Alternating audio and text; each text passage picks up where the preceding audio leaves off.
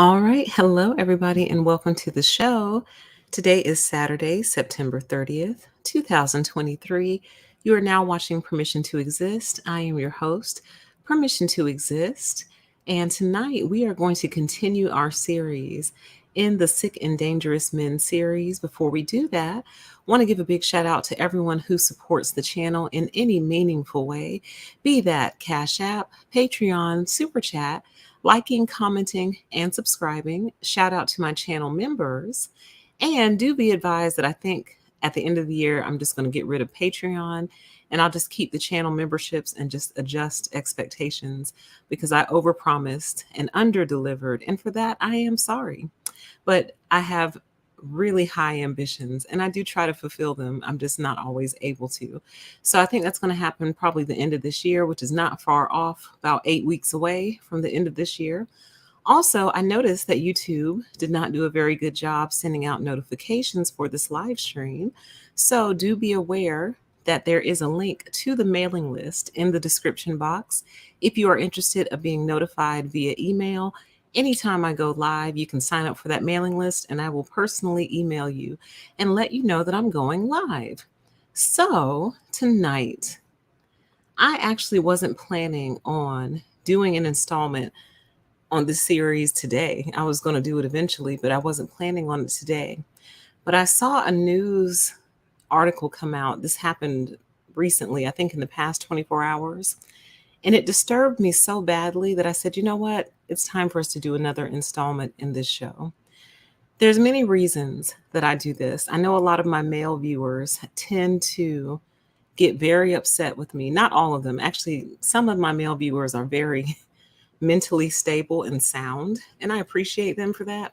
But a lot of casual male viewers of the channel get upset when I do this series because, of course, the retort and the rebuttal is, well, women are dangerous too. Women are sick too. And they are. People are sick. And people in general have become dangerous. But as a woman living in this society, the tables tend to turn more often against us. And that's due to all kinds of different societal things and reasons and structures in place. And I think the best way I've ever heard it put, I don't know who originated this quote, but what they basically said was, men are afraid we're going to take their money. Women are afraid men are going to take their lives. And I don't think there's any better way to explain it. Men have a fear of things like alimony, child support, losing half of the house, things of that nature. Women have a fear of their very lives being taken from them, quite literally, unaliving them and ceasing them to exist. So, for that reason, I have to speak out about this.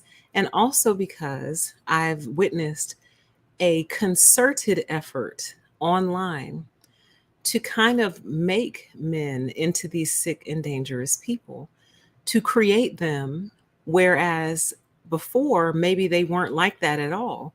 But by virtue of constant exposure, repeat messaging, beating them over the head with the same talking points over and over and over until they finally adopt that mentality, it's like they're trying to turn these men into sick and dangerous people where they may not have been before.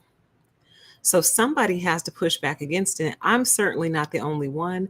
There's several different channels. Some channels are purely devoted to the pushback.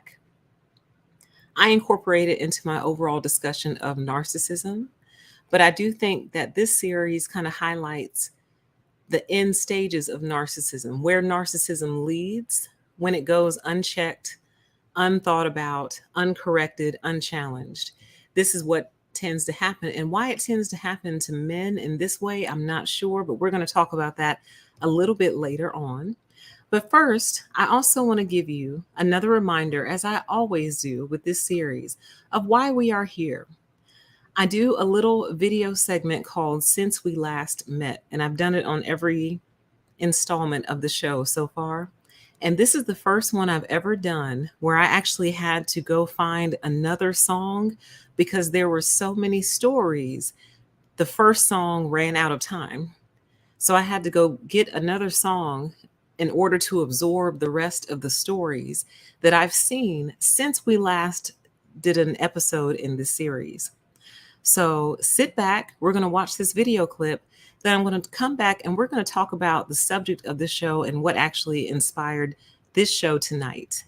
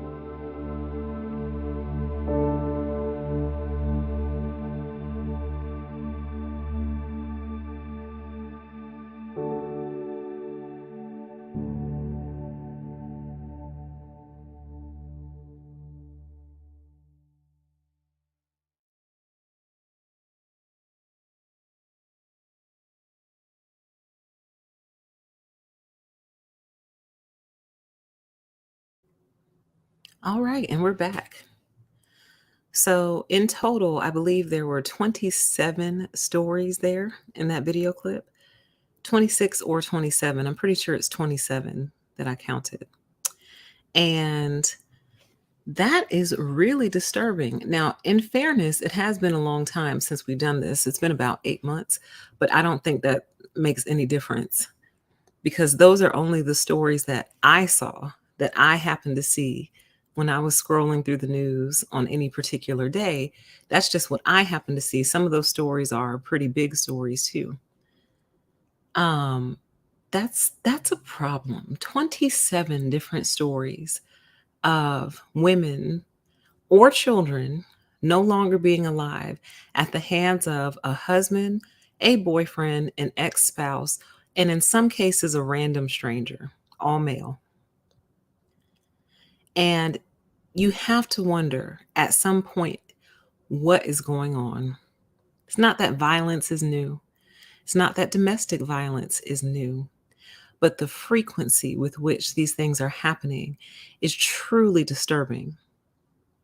It is. Chat says it's scary to know these kinds of people are living all around us.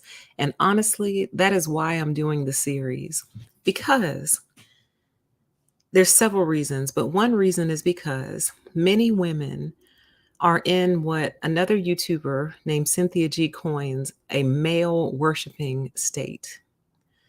They're in the mindset of male worshiping and male centeredness, where they have convinced themselves thoroughly that men can do no wrong, and that if anything bad is happening regarding a man, it must be your fault as the woman. So there's something you need to do as a woman to fix his bad behavior. That's male centeredness or male worshiping. And what women need to see, in particular young women, but really, honestly, probably old women, because we're the ones I think who got duped the hardest. The younger women are starting to wake up and talk about it and discuss and post on TikTok and things like that. It's the older women who have been thoroughly brainwashed, who need to be snapped out of their brainwashing, because it's also the older women who've given birth to a lot of these little nightmares. But women need to see what's happening out here to other women. And I wonder if you all took notice of how many of those stories involved a husband, either a current husband or a previous husband, like an ex husband. Several of those stories involved husbands. And what's one of the number one shaming tactics that they use against women in our society? Oh, you're not married. Oh, you're unmarried. Oh, you're single. Oh, you're going to grow old and die alone. Oh, you're going to grow old and die with cats. Oh, you're going to grow old and die with a dog. Oh, you're going to become an old maid. Or, oh, you're getting old. You're going to hit the wall. You better get married. Like, it is one of their number one shaming tactics and one of their number one veiled threats. But several of those stories, probably at least 5 of those stories that I just showed you, involved a husband or an ex-husband. And the worst part is that's not the first time I've done that video. I've done that video at least 3 other times now, and there are different stories for every single one. That one just had the most that I've ever done before. So it sounds like the husband threatening us with not having a husband sounds like kind of a safe thing these days, because a lot of these husbands are snapping and taking the lives of their wives or ex-wives. So, um, it's to highlight all of this, that there's not automatic safety built into having a man in the house. And someone else brought this up the other day, and I thought it was a great point. They said when these men are out here shaming women for their relationship status, one of the reasons they give is, well, who's going to protect you? And what's implied there is protect you from whom? Other men. So it's like you have to have a man to protect you from a man. Really think about that. You have to have a man to protect you from a man, which means what? Men perceive other men as dangerous. So what makes you so much more safe? I'm just asking. And I'm not saying all men are dangerous, because I think all for anything is a very hard thing to prove, other than saying something like all organisms need oxygen to breathe, but some organisms don't need oxygen. Some organisms breathe water. So there you go. So it's hard to say all for anything, but it's occurring at a frequency where it doesn't matter where, oh, where did I hear this quote from?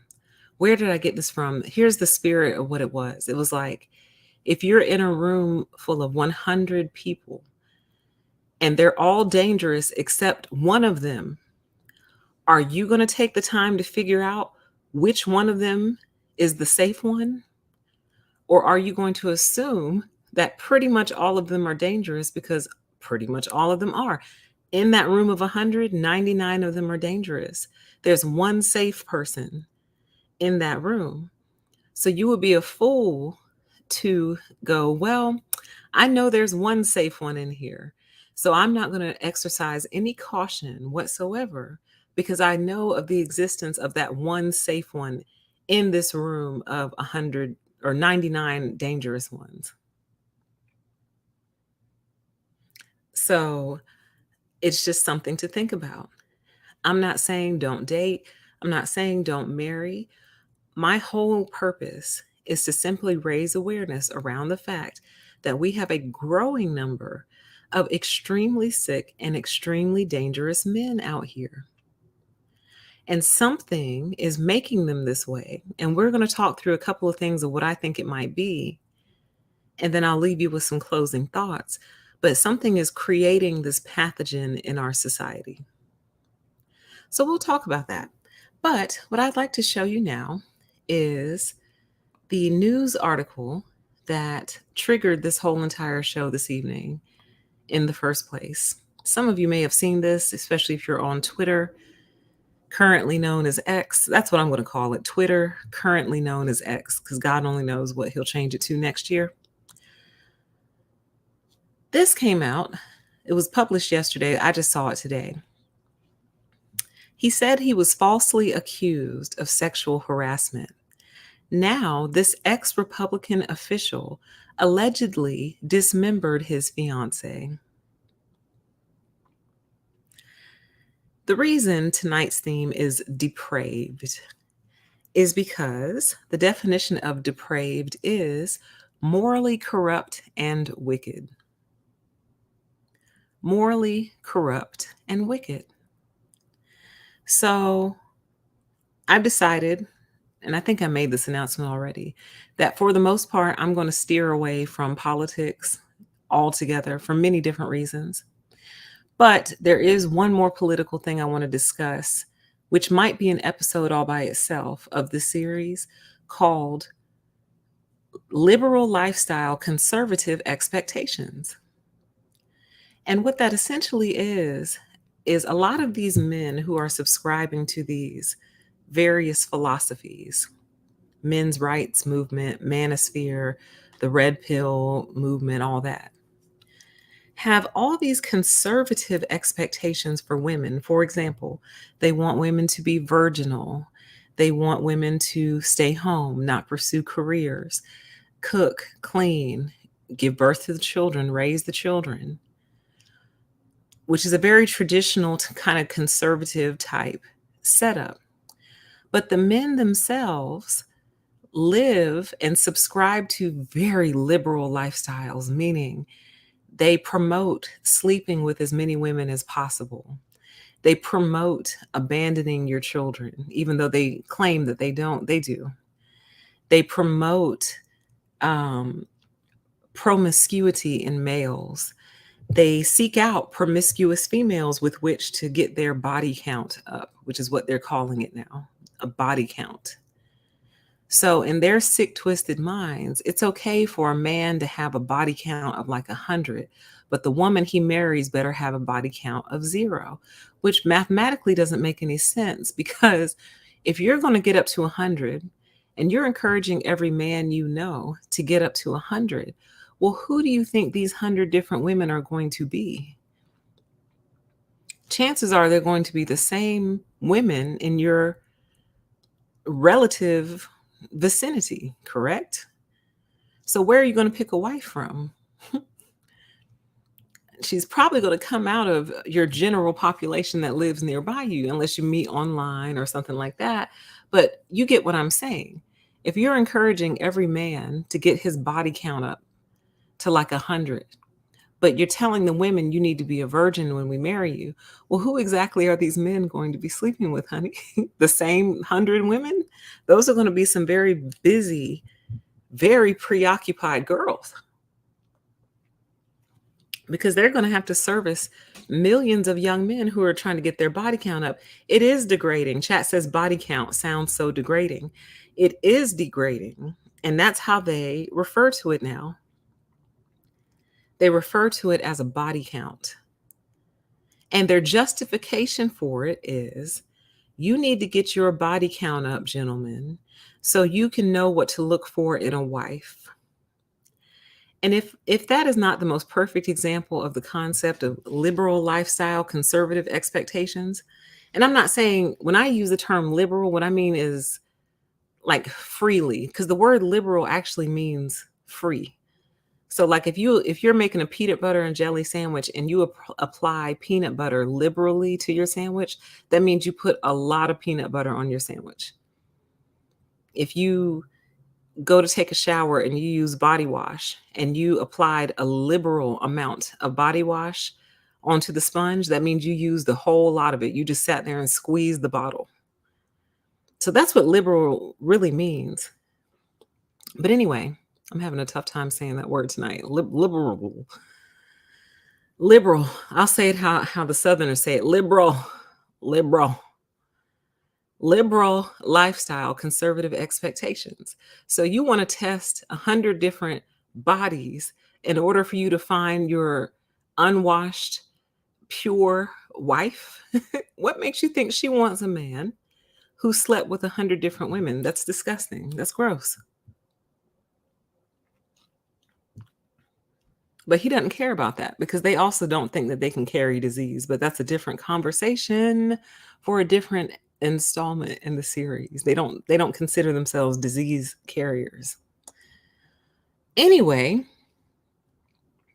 let's take a look at this article because it's actually very, very interesting. So this was published September 29th, 2003. He said he was falsely accused of sexual harassment. Now, this ex-Republican official allegedly dismembered his fiancée.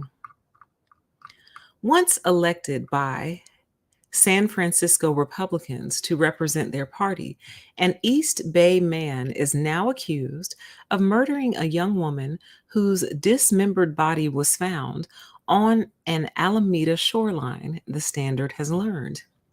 Joseph C. Roberts, a 42-year-old Navy veteran who lives in Pleasanton, was arrested this month after DNA evidence reportedly connected him to the killing of Rachel Elizabeth Imani Buckner, his 27-year-old fiancée. Oh, I left that out. They want them young too. Young, virginal homemakers. Buckner's body was found wrapped in black plastic bags and duct tape in July, according to the Mercury News, which obtained court documents detailing the investigation. Her body was missing its head, hands, and feet. And this is a picture of the young lady. Poor girl.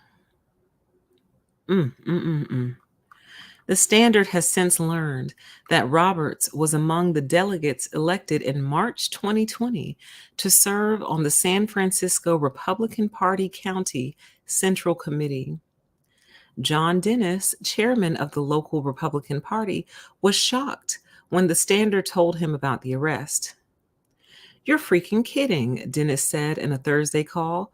"Oh my God." An attorney who is expected to represent Roberts was not able to comment Thursday. Roberts made a name for himself as an advocate for men who said they were falsely accused of sexual harassment in college. He hailed Trump appointee Betsy DeVos as a hero when the education secretary unveiled new Title IX rules bolstering due process rights for college students accused of sexual misconduct. Roberts said in numerous interviews that he was wrongly accused of sexual harassment and suspended from Savannah State University in Georgia in 2013. In one interview, he said his accusers were 3 sorority students. Quote, "They said things like they were afraid for their lives," end quote. Roberts said in a YouTube interview with the Exceptional Conservative Show. "It was just total lies." In 2018, he was featured in a 9-minute segment on ABC's Nightline wearing a Make America Great Again hat to tell his story. Roberts said he was unfairly punished and tried to take his own life. In 2020, when Roberts lived in Lower Nob Hill, he campaigned for a local Republican Party committee seat with the slogan, "For God, for country, for San Francisco." He described himself as a law and order candidate who sought to support the police, unleash economic growth, and diversify leadership. Election records show Roberts received 1,980 votes. He came in fifth out of 14 candidates vying for 11 seats in his district on the east side of San Francisco. Buckner was listed as the treasurer for his campaign, which raised $2,643. Dennis said Roberts resigned from his role some time ago for reasons he could not recall and wasn't very involved with the party. The last time Dennis saw him was about 2 years ago at an event at the Olympic Club. Okay. Now, the so there you go. So the rest of this story kind of gets into his involvement with, who was this lady? The mayor of, who was she? The mayor of San Francisco? Hold on. Blah blah blah blah. And like, apparently he started bothering her to the point where she had to tell her security detail to kind of be on the lookout for him. And she ended up having to cut all ties with him because he was being weird, allegedly.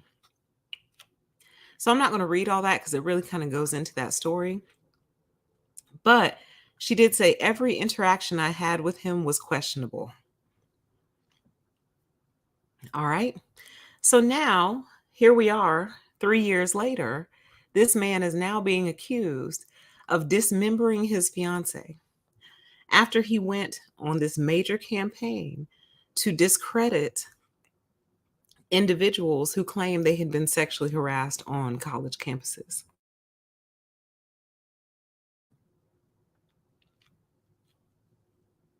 What's that they say? The call is coming from inside the house. Oh, that's Mayor London Breed. Yes, trying to play the victim. Yes. And here's just a special word to my conservative viewers. I need you all to recognize that a lot of these men are coming into your political party and hiding behind you, basically. They're hiding behind your stated morality, your stated beliefs. They're hiding behind your religious beliefs and your religious values. And they're masking who they are behind all that stuff. And you guys need to pay attention to that. And you need to be aware of that. And you need to be a little bit more discerning when people just kind of tiptoe into your party and are claiming to be one of you. But this is what they're doing behind closed doors. And as a matter of fact, it's not the first time something like this has happened out of an alleged conservative. So what I'm saying is, and this is why I can't do politics anymore, because this really goes for both sides. You cannot be so deluded by your party that you don't see the danger among you, that you don't see the dangerous individuals that are part of your group. That goes for both sides. You cannot hate the other side so much that you don't see the danger within. You can't. And right now, things are so tribal in the United States of America that you'll have a wolf sitting right next to you, but you hate the other side so much you don't even see the wolf sitting right next to you, the snake sitting right next to you. You don't see it. But this man, who is, I bet you if we could find his social media, and I'm sure it's out there if it hasn't been scrubbed, he is your typical women need to do this, women need to do that, women aren't this, women aren't that. Oh, uh, single mothers, fatherless homes, women are always trying to take everything a man had. Like, he's your typical men's rights movement MRA victim.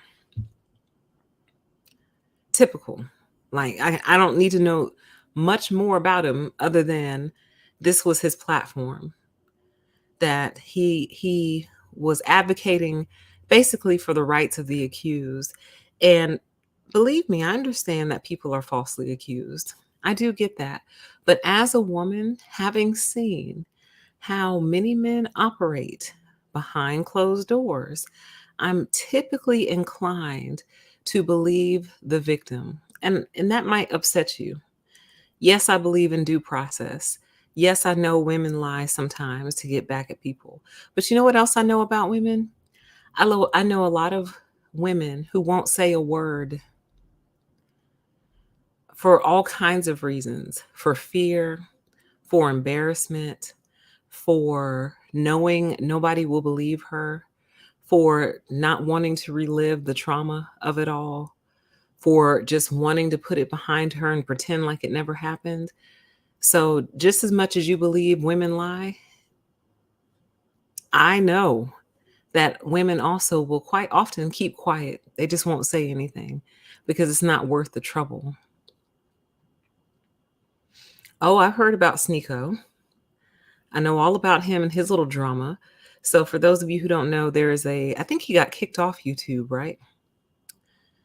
Finally, and we're going to touch on that in a minute. Big tech's role in all this. But Sneeko got kicked off YouTube for many reasons, but he still like surfaces here and there. But recently he met some of his young male fans out. I don't know where they were, at a mall or something. I don't know. And they ran up to him and they were like, Sneeko, Sneeko. They were like, down with women. We hate women. We hate women. He was like, whoa. He was like, no, no, we don't hate women. And I can't even repeat what the little boy said because I don't want my live stream to get in trouble. But let me see if I can put it in code. The little boys were like, okay, okay, but we hate the fake women, right? We hate the fake women, right? And Sneeko was like, we love everybody, guys. We love everybody. And they're like, no, we don't. No, we don't. We don't love guys who love guys. This is me speaking in code. They were much more raw with it. They just came right out and said the word. And Sneeko was like shocked, and he could not believe what he had created. He could not believe, because these boys couldn't have been older than maybe 10, 11, maybe 12 years old, maybe. Definitely not old enough to drive a car, for sure. And he was like, oh my God, this is what I've created.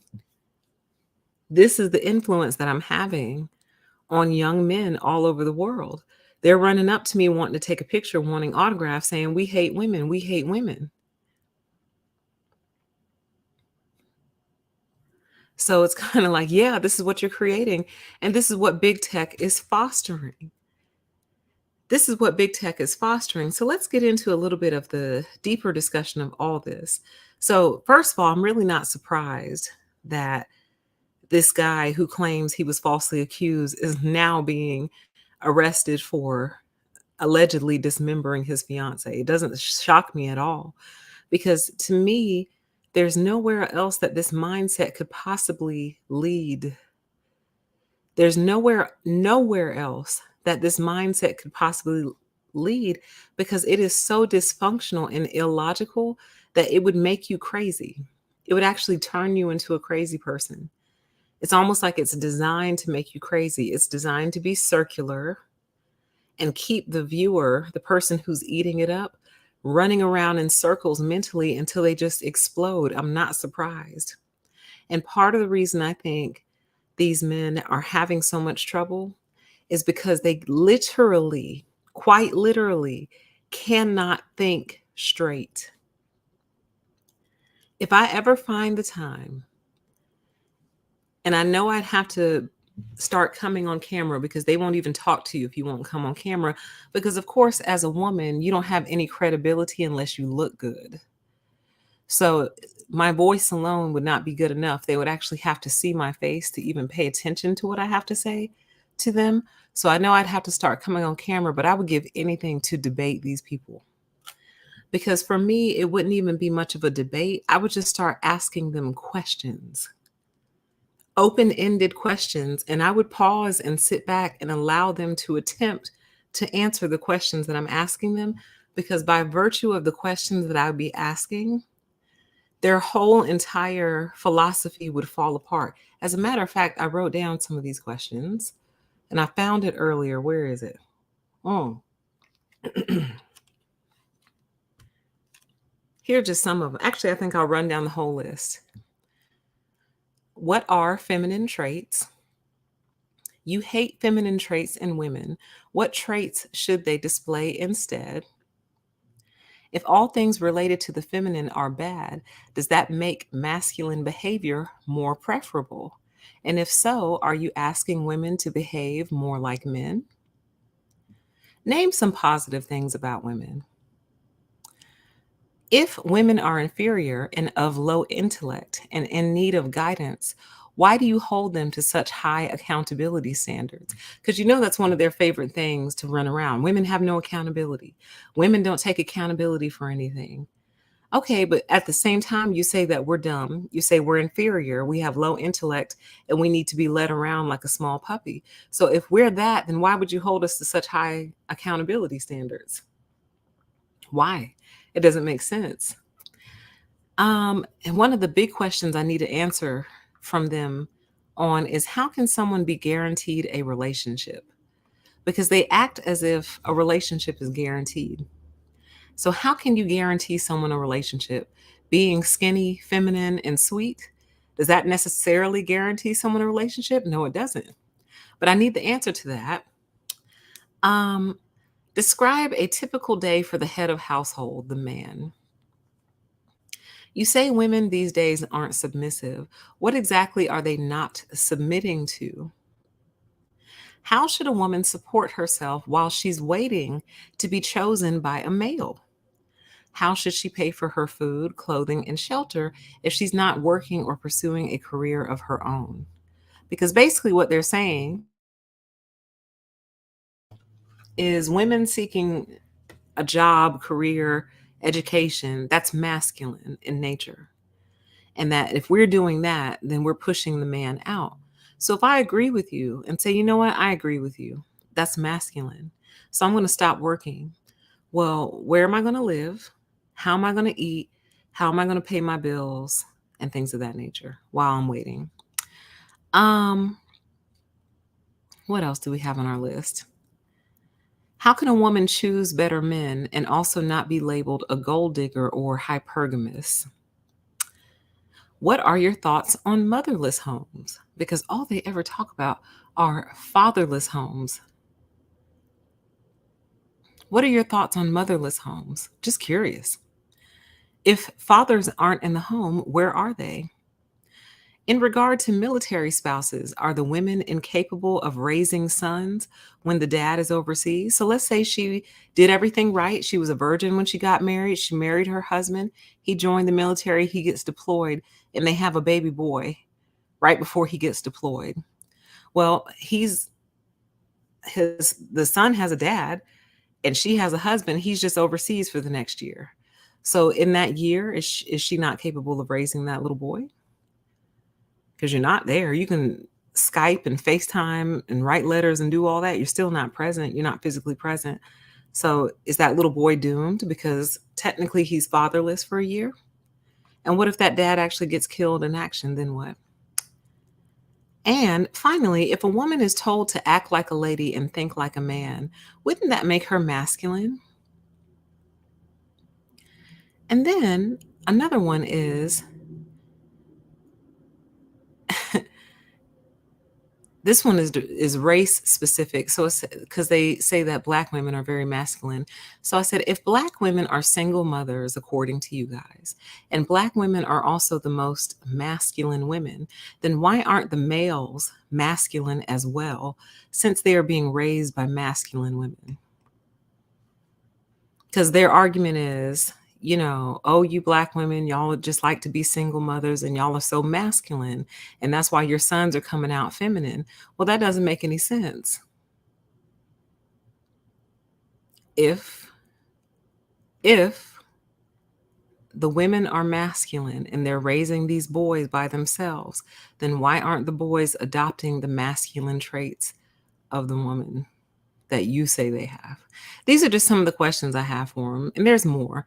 That was just a list I found earlier when I was putting the show together. I'm just curious if Black women are so masculine and we're responsible for all these single parent homes that contain a lot of boys, why aren't these boys growing up to mirror the masculine traits of their mom? Why? I'm just curious. So, continuing on, whew, there's just so much to cover. That's why this is a series. That's why this is a series, because there's really so much to cover. I want to talk about one big cause that's an obvious cause, but I want to kind of dig down into the obvious a little bit, which is the influence that big tech is allowing these people to have. Now, certainly I am all for free speech because I, having experienced censorship myself, know what it's like to not be able to speak freely on things that you strongly believe in. I get that. But at some point, someone has to be someone has to be the voice of reason and recognizing, is this free speech influencing people towards really bad outcomes? And see, and there's the rub, right? Because who is that person? Who is to measure what a bad outcome is? And at what point does personal responsibility kick in to where even if you're listening to an idiot online, doesn't mean you have to go do what that idiot says, right? So it is a very fine line. It is a very difficult line to walk. However, I heard about that. Fresh and Fit has been demonetized. I heard about that and I saw their little their sympathy stream on it too. But you know what's funny? They didn't get demonetized until they made fun of Black men and another ethnic group. What the hell was that? Why do I always hear weird stuff when I'm online? Until they made fun of Black men and racially attacked Black men, and until they made fun of a specific ethnic and racial group whose name I won't mention because you can get in trouble just for saying the name sometimes, that's when they got demonetized. But when they were attacking women, attacking Black women, doing all that, perfectly fine by YouTube. YouTube supported it, promoted it, monetized it, all that. But as soon as they made fun of Black men and made fun of another separate, specific racial, religious, not racial, but ethnic and religious group of people, then they got demonetized. And I think that's very, very interesting. Thank you, YouTube. Thanks for your support. But here's what I think the lawsuit is going to be based on eventually. I don't know when this will happen, but I do believe it will happen. Because what YouTube and other big tech companies are allowing is something called stochastic terrorism. Stochastic terrorism is a process by which a public figure or group targets a perceived political enemy by using mass media to denounce and demonize them. And this may lead to a random terrorist attack committed by the perpetrator's audience. This is what they're going to get in trouble for, and this is what they're going to be on the hook for eventually. I just don't know when, but I do believe it's coming because no other group of people, and it's a protected class. Women are a protected class, and Black women are a protected class as well. So you're enabling this and allowing it against a protected class in our society. Very interesting, big tech. Very interesting, YouTube, that you would allow this to happen. Because here's what's going to ultimately happen. You mark my words.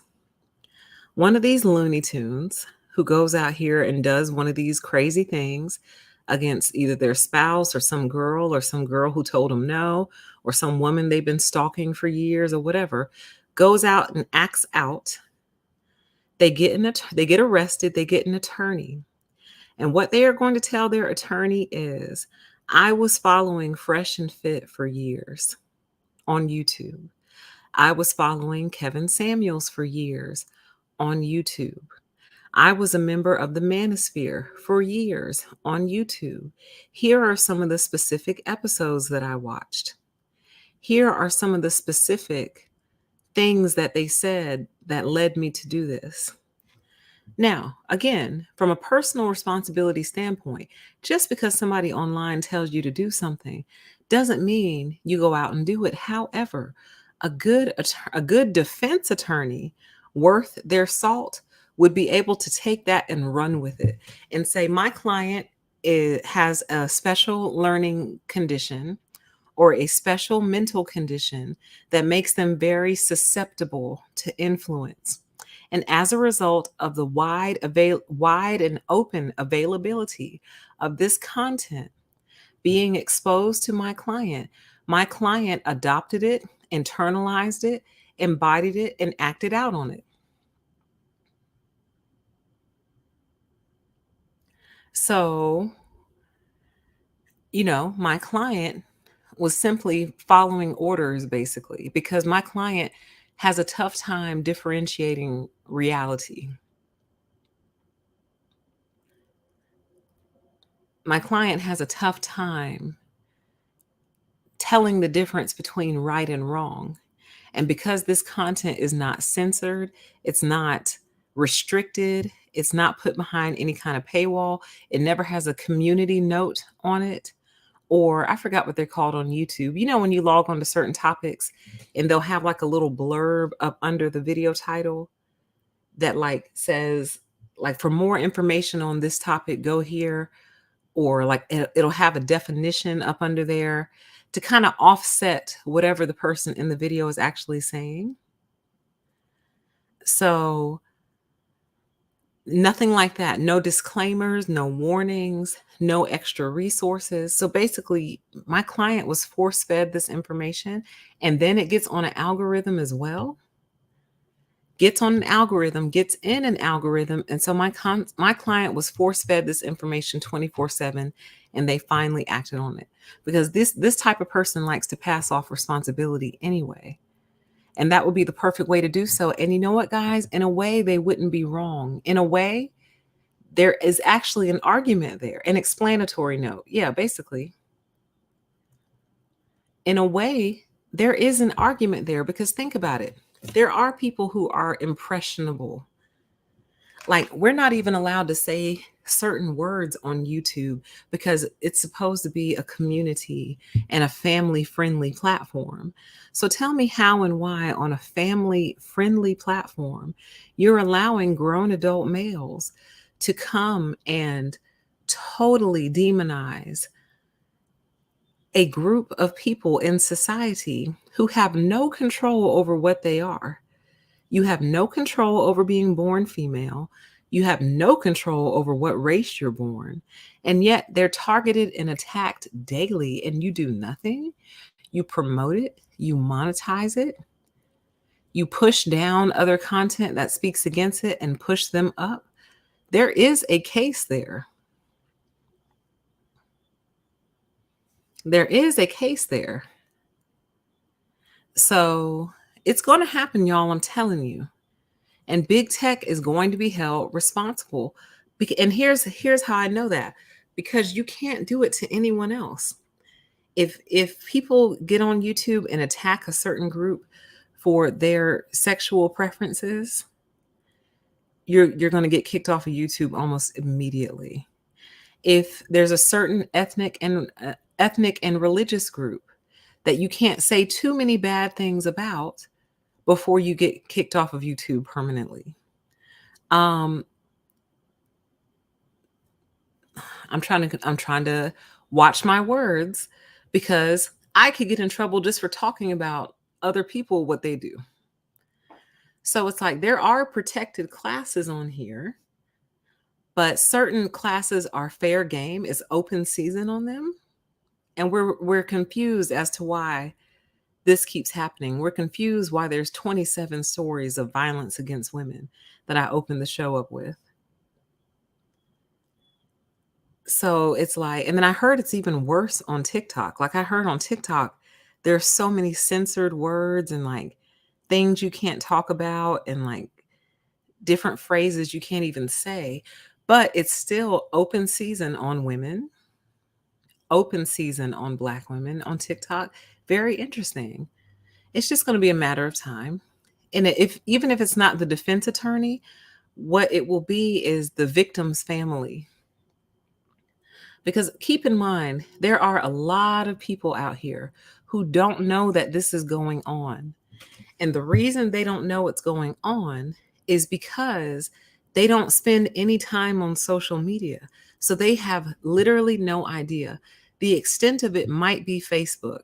Thank you, Mattify, for the super chat. I appreciate you. It has been a while. Good to see you. They spend the majority of their time on Facebook or nowhere at all. So they literally have no clue any of this is going on at all. So one day, though, one of these victims' families is going to catch wind and they're going to subpoena the social media records of the perpetrator, and they will discover the same trail every time. And then some intelligent attorney somewhere will put two and two together and go, wow, this is a pipeline.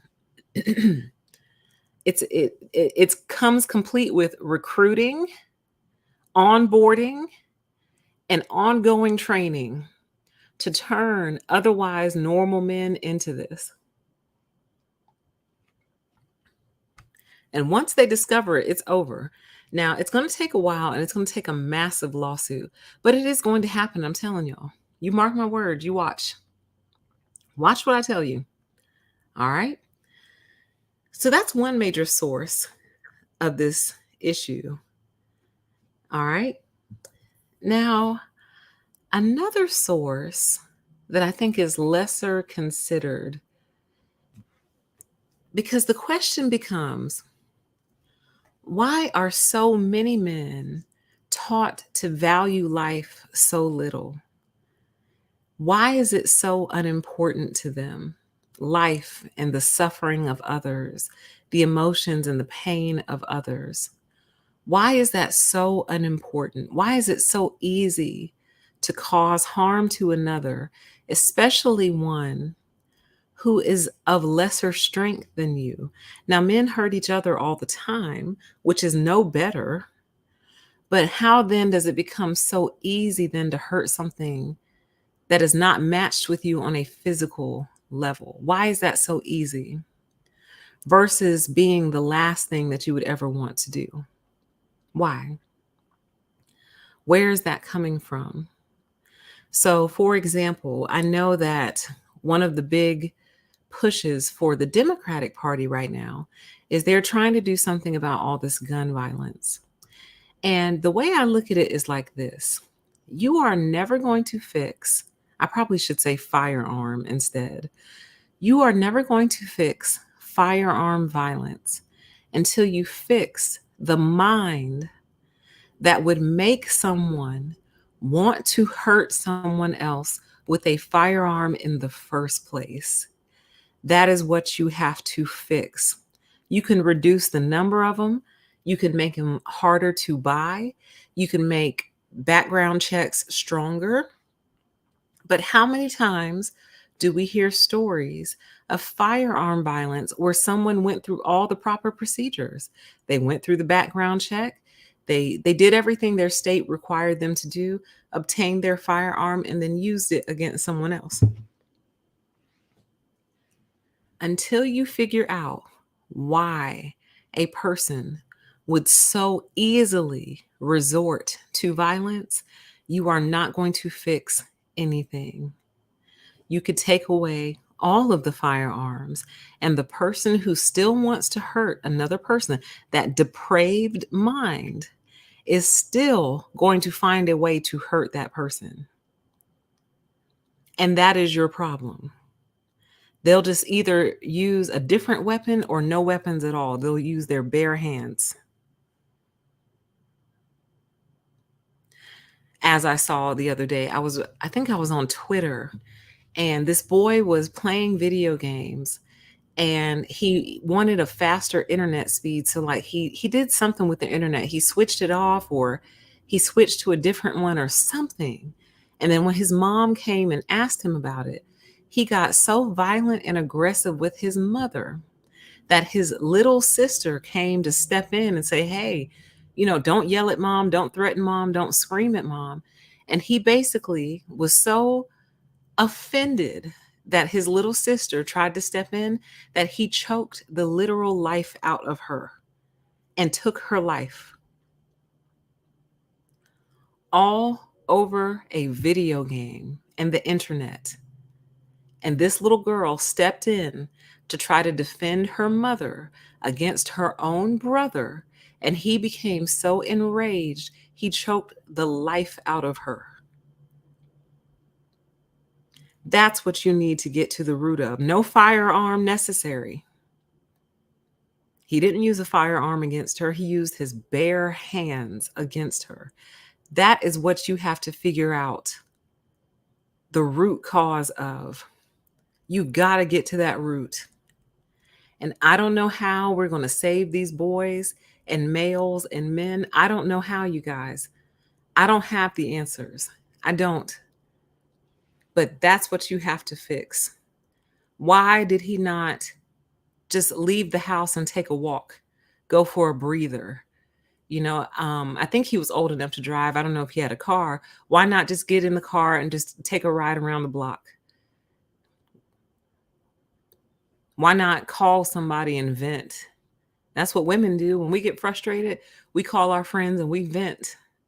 Me and my friends lately have been venting over voice memos. So Apple has a feature where you can send a voice memo to someone pretty much of any length. And it'll send, and they listen to it, and then they record their response. They send it back to you. Me and my friends vent over voice memos all day long. Vent. But nope, his solution was to choke the life out of his sister. So until you can figure out why a person doesn't value human life, why a person has no problem hurting someone else, why a person wants to commit violence against someone else, you will never solve your firearm problem. Never. It's an empty cause. You can keep trying. I mean, good on you, but you're wasting your time until you figure out why people are so depraved these days. In particular, young men. Yes, there's a lot of depraved young women, but I'm a little more concerned about the men right now because something is wrong. Something has gone wrong, and they have been lost in the sauce somehow over these past couple of decades. Maybe it's centuries in the making, who knows? But something about this modern lifestyle is not jiving well with today's young man. And the weirdest part is, the strangest part about all that is that today's modern lifestyle was largely created by men. So it's like they've literally built a society that they can't even survive in themselves. They've built a society that they hate. That is one of their number one things. When you're talking to them, listening to them, arguing with them online, they'll say men built everything, which obviously is not a true statement. But their argument is men built the bridges and the roads and the skyscrapers and the banks and blah, blah, blah, blah, blah. Yeah, you built yourself a concrete prison that even you hate. You hate it so much, you're not thriving in it. You're not thriving in it. Your sons aren't thriving in it. Your nephews aren't thriving in it. Your cousins aren't thriving in it. Your brothers aren't thriving in it. None of y'all are thriving in it, but you built it though. Why would you build something so miserable for yourself and everyone else? I don't get it. They're not very good at designing things. They're good at propping things up. They're not good with the innate design of it. You see what I'm saying? That's why we need each other, because we are actually meant to balance each other out. When you weight it too heavily on one side or the other, you get issues and problems. Okay, you built you built all these highways, you built all these cars, yeah, and you're also polluting the atmosphere. Look at that. So it's like there's always like a negative consequence that comes with all this stuff that they claim to have built. They didn't build in like the goodness in. It's like they need that extra element, but they refuse to let it in. It's weird. It's a very strange thing. Like, I'm trying to come up with a good example. Like, it's like having the ability to build a house, but the house is not really functional for the people who live in it, if that makes sense. Whereas if you had incorporated maybe a feminine viewpoint, she would have added more storage space. You know what I mean? She would have added things that would have made the house truly functional. But from a solely black and white male viewpoint, it's like, what are you complaining about? The foundation is solid. There's a roof over your head. What are you complaining about? It's like, yeah, but we also built it facing the sunshine during the hottest part of the day. So now the AC breaks all the time because we have to have it on max because the house gets so hot. Little things like that. I'm doing my best to come up with examples on the fly. It's like the ability to build something, but not the ability to step back and truly examine it. It's almost like the emotional intelligence factor is missing, if that makes sense. Like, it's so hard for me to explain. It is so hard for me to explain, but I know what I'm trying to say. It's like, yes, you made something, but is that something good? Does it truly work? Is it really serving its purpose? You see what I'm saying? I'll try to come up with better examples and I'll give them to you if I do. But there's that. I also can't help but wonder, like, is there something in the food that has caused this? Something in the diet? Is there something um, that is happening to these young men at a very early age that almost like turns something off in their brain and it never comes back on? The ones who end up in this sick and dangerous mindset. Some might say trauma, but I would venture to say that women go through just as much trauma as young men and young boys. So trauma can't be the only cause because then the girls will be out here acting like these sick and dangerous men. Can't be just trauma. There's something else, y'all, I'm telling you. There's something else going on here that is almost like turning off the human side of the sick and dangerous men that we're talking about. Correct. It's like the best interest for all wasn't considered. Correct. Correct.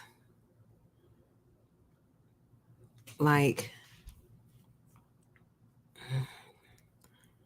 um, there's so many examples I'm blanking right now, but something stripped them of their human side at a very young age, and it's frightening because if we can't figure out what that is, this is going to continue to happen.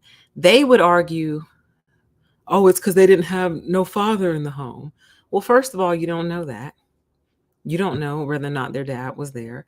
Second of all, what if their dad was there, but he was a dangerous person himself? What if he was sick and dangerous himself?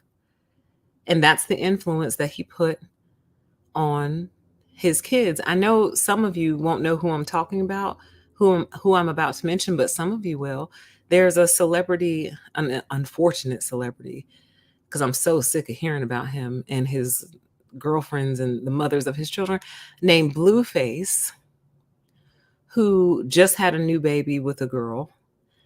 And he's quote unquote in his son's life and probably couldn't be a worse influence on that child. Everybody feels sorry for that baby because everyone is like, the kid stands no chance. Between Blueface and the mother of his child, Krishan, the baby stands no chance unless there's like a miracle or a mentor or some sort of intervention in this child's life. The kid stands no chance. The dad is right there. So you can't say it's fatherlessness all the time. Something is happening to make them depraved, which again means morally corrupt and wicked. What is causing that?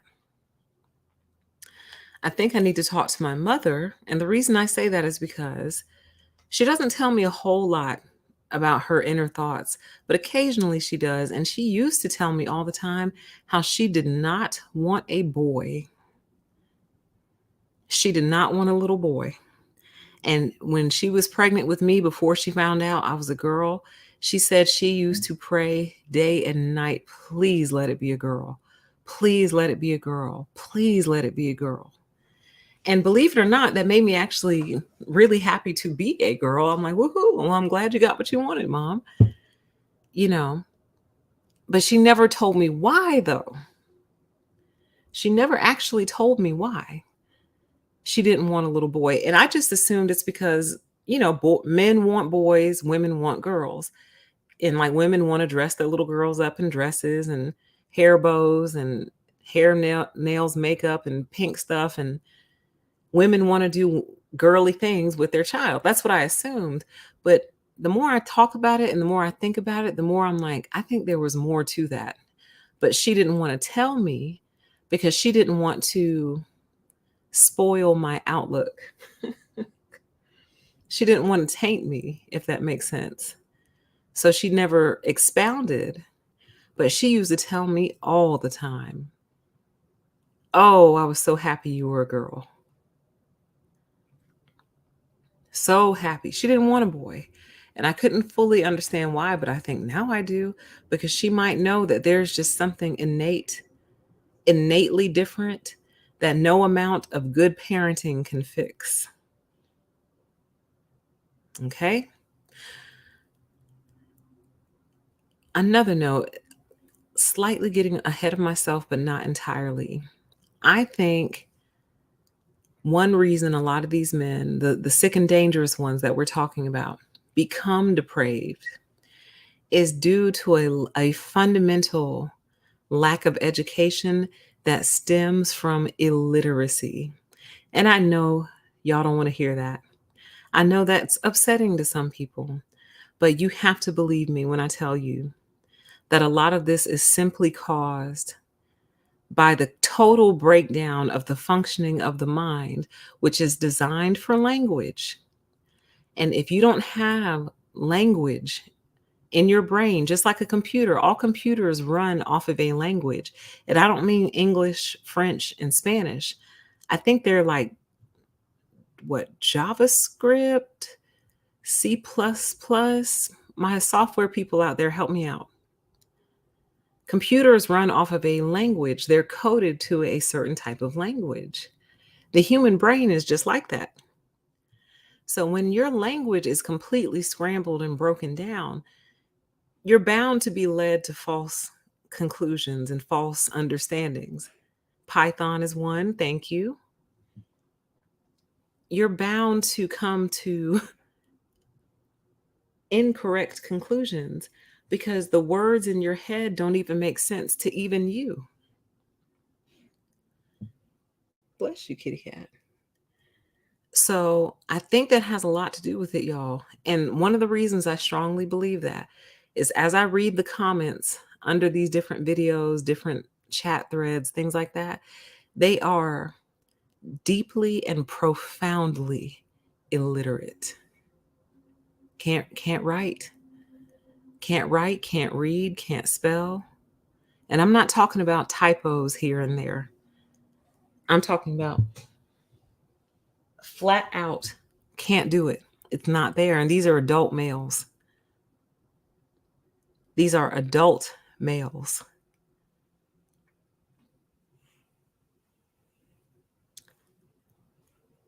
I'm hearing weird things.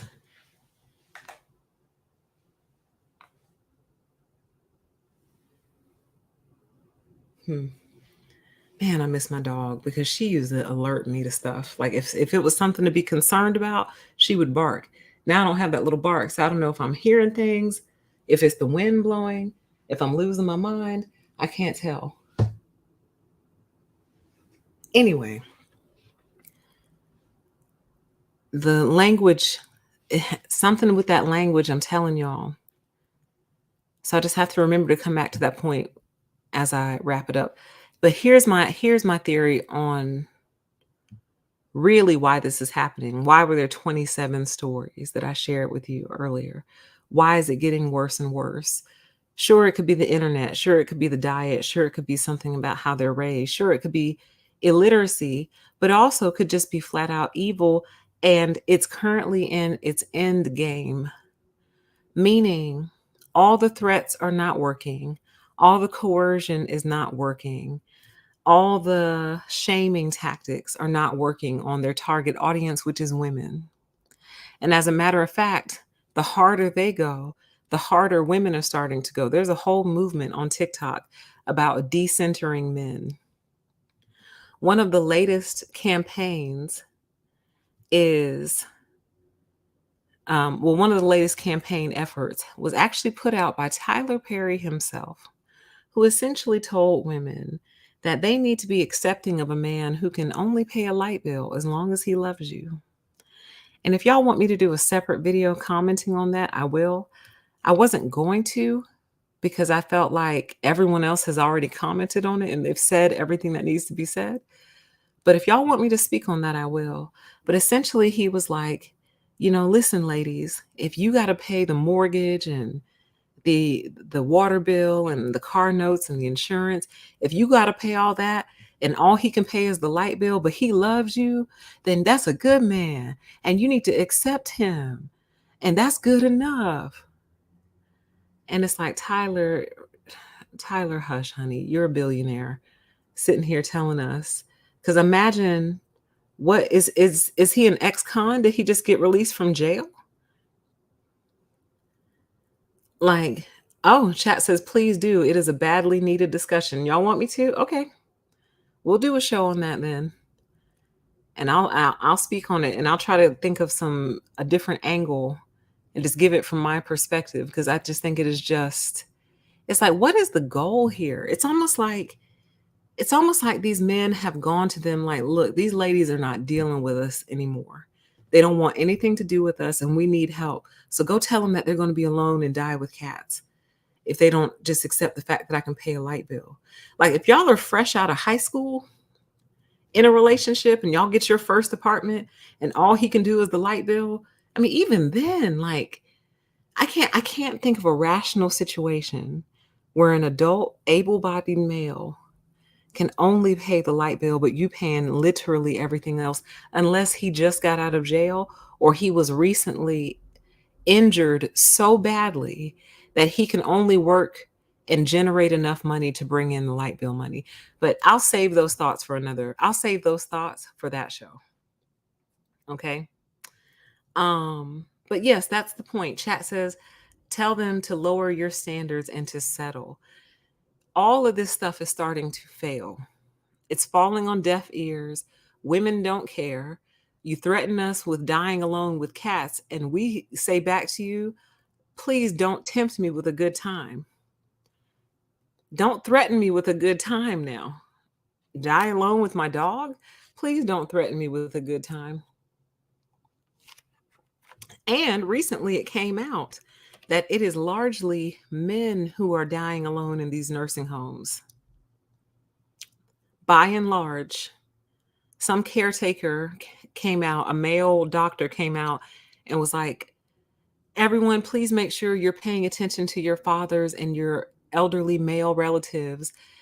I'm seeing more of them in the hospital by themselves than I'm seeing of women. He was like, the women are being escorted by no less than 3 caretakers at a time, but the men are coming in all by themselves, and often they're dying by themselves. And a lot of nurse practitioners are echoing the same thing, saying that, what? Twitter is down?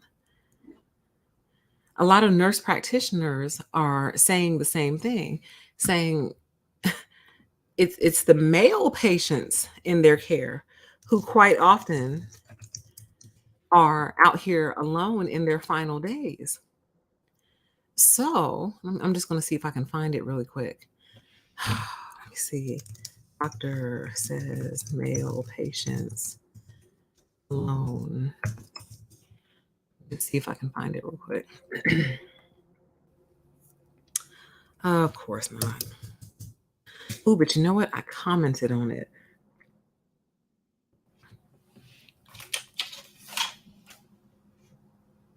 I commented on it. Let me see if I can find it and talk at the same time. Um, so their threats are falling on deaf ears. We're not falling for it anymore. We're not scared. Like it used to scare us. That used to be a scary thought. It's not scary anymore. Oh, come on, come on, come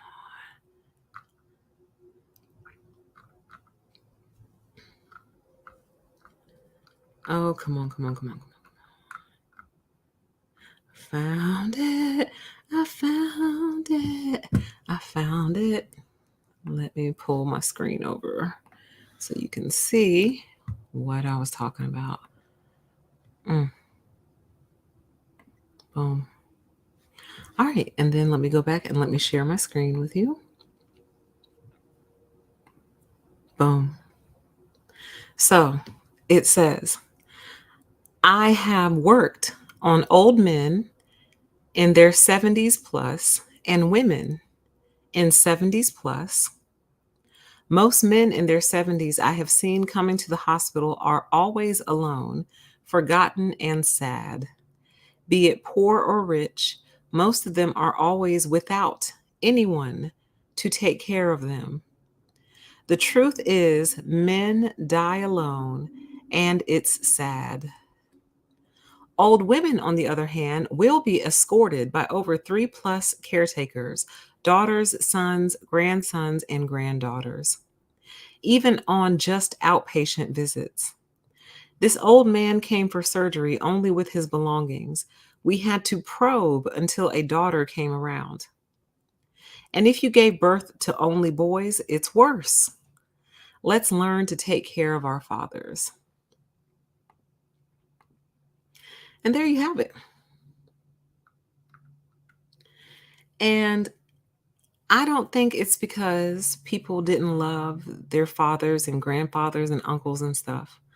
I think what happens is by the time these men get old, they have created such a gulf between themselves and their children and grandchildren, or between themselves and the children that they abandoned when they were little, didn't want anything to do with them, turned their back on them essentially.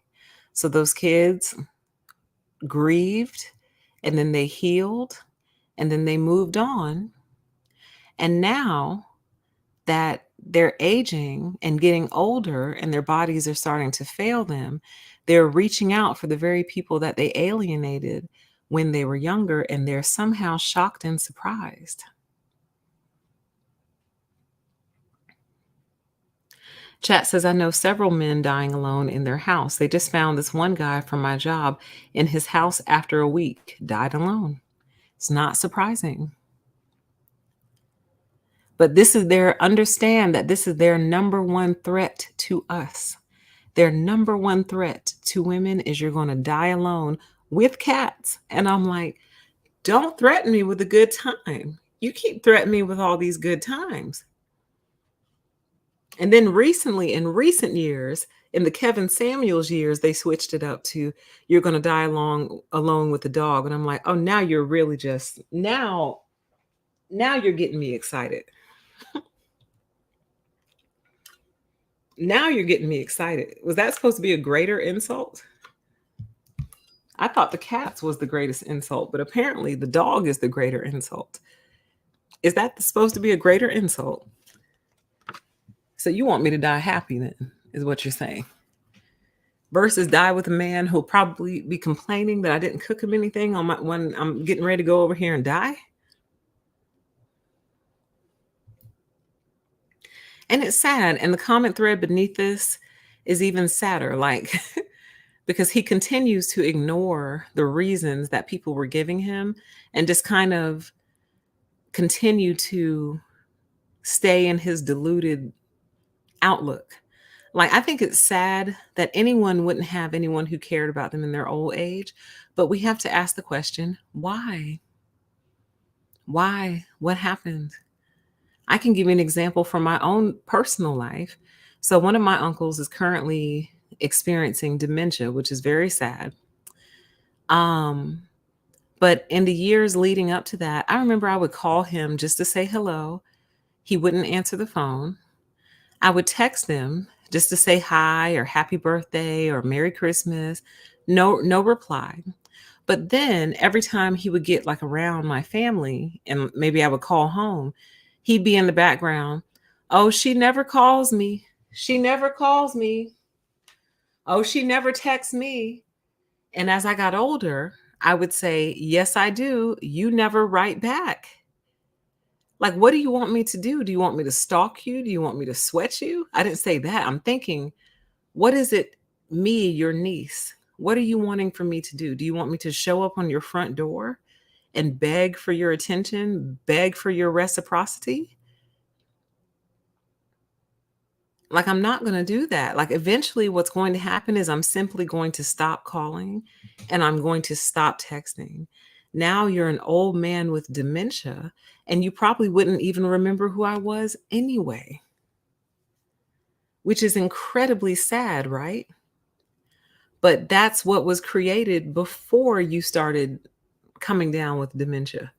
When you were in your 50s and 60s, I would call just to say hello because that's how I was brought up. I was brought up to take care of the adults. And I'm saying that sarcastically if you can't hear it. I was brought up to take care of the emotional needs of adults. So it was always my job to maintain the relationship. It was always my job to maintain communication with adults, not the other way around, and preserve their emotional state and make sure that they were happy and make sure that they were hearing from me enough, right? So I was just doing my job, calling like I was instructed to. You wouldn't answer. I would leave voicemails, no response. Text, no response. So eventually I just stopped reaching out. And now you're struggling with dementia. It's very sad. And yes, I'll attend your funeral, but what do you want me to do? The relationship has been severed. The chat says my grandpa did the same to me. See what I'm saying? Chat says my father physically assaulted me as an adult. I want nothing to do with him. See what I'm saying? And then they wonder why they end up in these homes alone, dying alone. The very threat that they keep threatening us with day in and day out on the internet is actually happening to them. Talk about projection. It's giving projection. If projection was a person, they're projecting onto us. But a lot of this is the work of their own hands and a direct result of their depravity, which is the theme and the topic for tonight's show. So I want to close with some thoughts because I don't just want to weigh you down with all this information and no action items. Ladies, I know a lot of you know this already, but I think they're good reminders. Be very careful, very watchful, and very diligent over who you're allowing into your life. As a matter of fact, I had pulled this up. I love it when I remember stuff. Oh my gosh. I just did a show on my other channel. The name of my other channel is A Deeper PTE. Go check it out and go subscribe if you haven't already. I just did a show called Maybe We Shouldn't Be Lighting Up These Rooms. And the premise of that show is, why is it that every time we turn on one of these true crime shows, they say that the person lit up the room and would give the shirt off their back? And what is the common thread there? And why is that always what's said about these people who meet these violent ends? That's what that whole show is about. It's actually very, very interesting. Highly recommend you go check it out. I'll drop the link in the chat here in a second. But it's on my other channel. But I bring it up to say this. Ladies, be careful. One of the major themes from all the different stories we talked about on this show was the fact that so many of the victims in those stories would do anything for anybody. They were so giving. They were so generous. They would give the shirt off of their back. They lit up the room. Everyone just knew how much they would give, give, give, give, give, and now they're dead. And I'm not saying don't be a generous, kind person. What I'm saying is you need to be very discerning over who you are that way with. Don't be afraid to be quote unquote mean. Don't be afraid. Somebody called me mean in the comments on that video. And I'm like, if being mean means I'm protecting myself and protecting my boundaries, so be it. Don't be scared to be called mean. Don't be scared for them to think you're not generous. That's okay. That's all right. Be careful with that because a lot of women are like that. I think it's just naturally how we are. We take care of things. We kind of can't help it. So be very careful, be very watchful of that. Watch for those early warning signs and take heed of them. Try not to disregard them. Try not to turn a blind eye to them. If you feel weird about him, just honor it. It doesn't matter if you're right or wrong, because it's better to be wrong than to be right. You know what I'm saying? Like, okay, you were wrong about a good guy. Whoops. But it's better to be that way than to be right about wrong about a wrong guy. I don't know what I'm trying to say. Y'all know what I'm trying to say. It's better to make a mistake with that than make the ultimate mistake, which is to be correct and ignore it, basically, is what I'm trying to say. Heed those early warning signs. Now, here's where I want to bring the literacy conversation back. You need to screen these men out based on literacy. And I know some of y'all aren't going to like that. I know you're not going to like that because we have been trained to believe it doesn't matter. PTE, just because a man can't read, write, speak, or spell doesn't mean he's a bad person. And my response to you is, yep. And just like Tyler Perry said, if he can only pay the light bill, then you should accept that too. Because chances are the man who can't read, write, speak, or spell can only pay the light bill. And I'm just being honest with you right now. If he's a grown adult male, we're not talking about a super young man who just came out of high school or college. There's no excuse for it in either place, but I'm trying to give a little bit of grace here, which I probably shouldn't. My point is we're talking about a grown adult male. Still hasn't bothered to learn how to communicate in the language in which he was born fluently. Like you couldn't trust him to write a letter on your behalf. If you were like, babe, will you respond to this email for me? You couldn't trust him to do that because you know it's not going to turn out right. You don't need to be dealing with him. I'm telling you, it is the pathway. It is the pathway. It is the starting point. If he says things to you like, oh, you so smart. Oh, you miseducated. See, that's why I like you, because you real smart. Girl, you better run the other way. Chat says, if I'm texting a guy and he has poor spelling, it's such a turnoff. It is such a turnoff. Like that'll do it for me. That's it for me. Like it can go from, I'm kind of interested in this guy to instantly, all right, I'm not interested anymore. Because you're grown, you're an adult, you're not a child. I used to teach kids who didn't know how to read, write, speak, and spell, and I gave them grace because they were children. And I felt like they're in my English class to learn how to do it. So I gave them grace because they were kids. And I was the teacher, and it was my job to teach them as children how to do this correctly. But here's what else it means. It means that he doesn't pay attention to anything around him, because even if he was never properly taught, we are exposed to words all day, every day, on packaging, on TV, on the internet, in movies. You see what I'm saying? Properly spelled, properly written words. So that means that some of it just never stuck. He's not paying attention. He has no capacity for learning, is what I'm trying to tell you. I know it hurts. I know you don't want to believe me. I'm telling you, you have to believe me. Think back on all the men who've ever given you trouble in your life. Could they read, write, speak, or spell?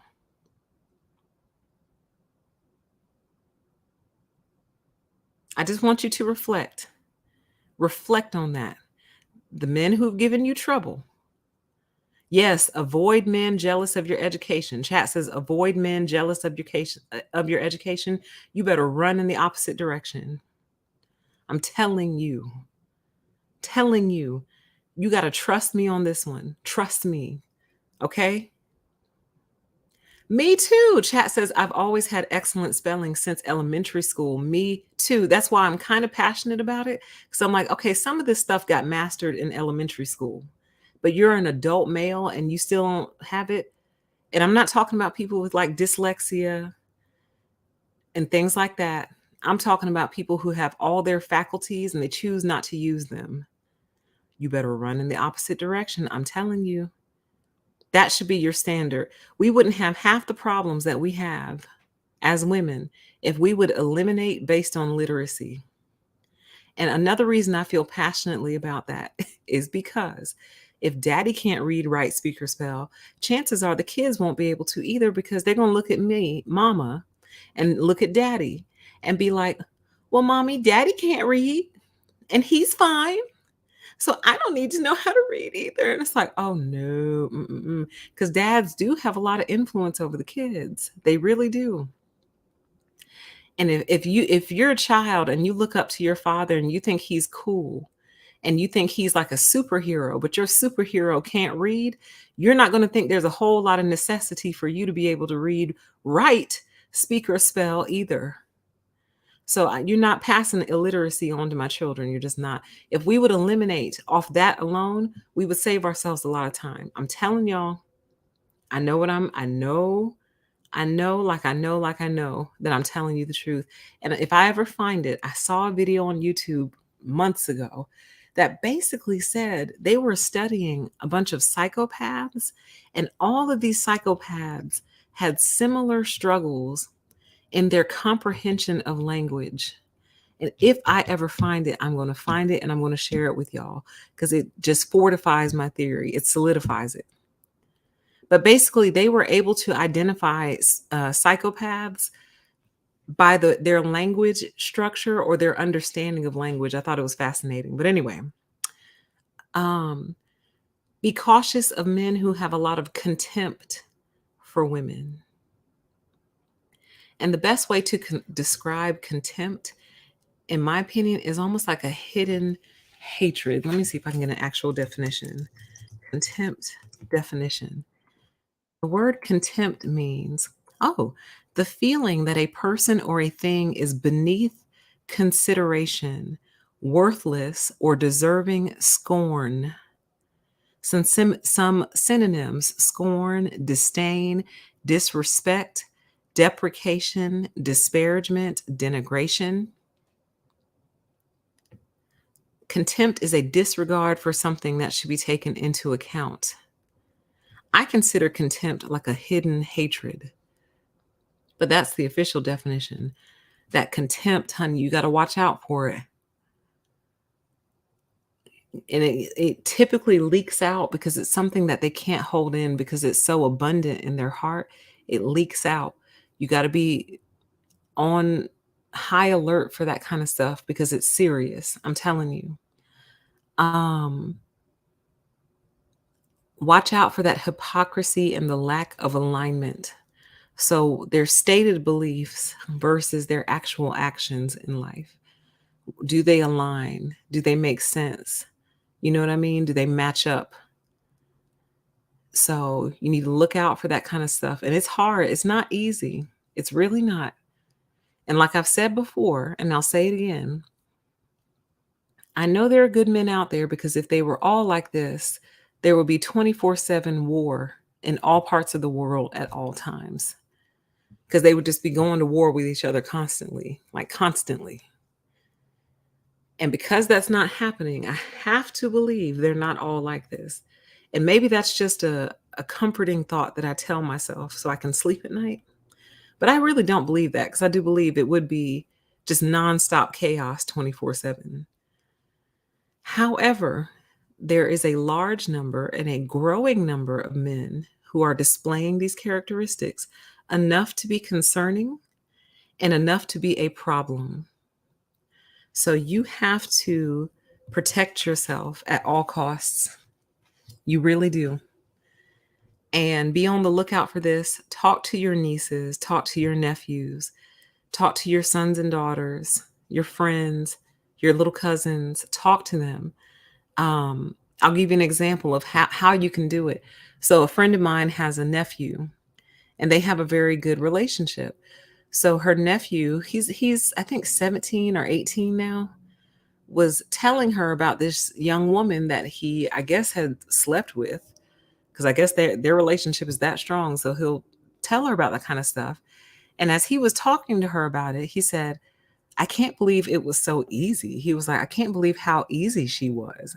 And she said to him, yeah, and you were easy too. And I said, oh, girl, that was good. That was good. I was like, bravo. She didn't lecture. She didn't go into some long, drawn out speech. Her nephew told her how some girl he had gotten with was easy, and she looked at him and said, yeah, you were easy too. And that's where she left it. And I bet you he thought about that all night long and will be thinking about that for the rest probably of his natural life. Like, I'm sitting here judging this girl for how easily she gave up her body, but I gave up my body easily too. Wow. And it probably will change the outcome in the course of his life, guaranteed. So talk to him, okay? Whew. But with that, I'm going to wrap the show. This show will probably definitely get hit in one way or the other because we really talked about a lot of things that this family-friendly platform doesn't enjoy coming out of the mouth of a woman. They only enjoy it when it's coming out of the mouth of a man. So hopefully this stream stays up. Wouldn't be surprised if it got hit, but that's okay because y'all heard it in real time. But I am going to read all your comments. Last time it took comments about 24 hours to load. So if you are someone who enjoys reading the live comments and they're not there on playback, you got to come back in about 24 hours and they should be up there. Okay. But that's that, y'all. That is the next installment of Sick and Dangerous Men Depraved. A future installment I'm planning is Sick and Dangerous Men Jealousy, which we have to talk about, and some other topics that I think you all will find interesting. But be safe out there. Trust your gut. Go check out that video on a deeper PTE. Here's the link. I will drop it in the chat for you right now. Here's the link to that video if you want to go check it out after this one. And I appreciate all of you for being here. And I'll be back again very soon with another show for you, okay? Take care, be safe, and we'll talk again very soon. Bye.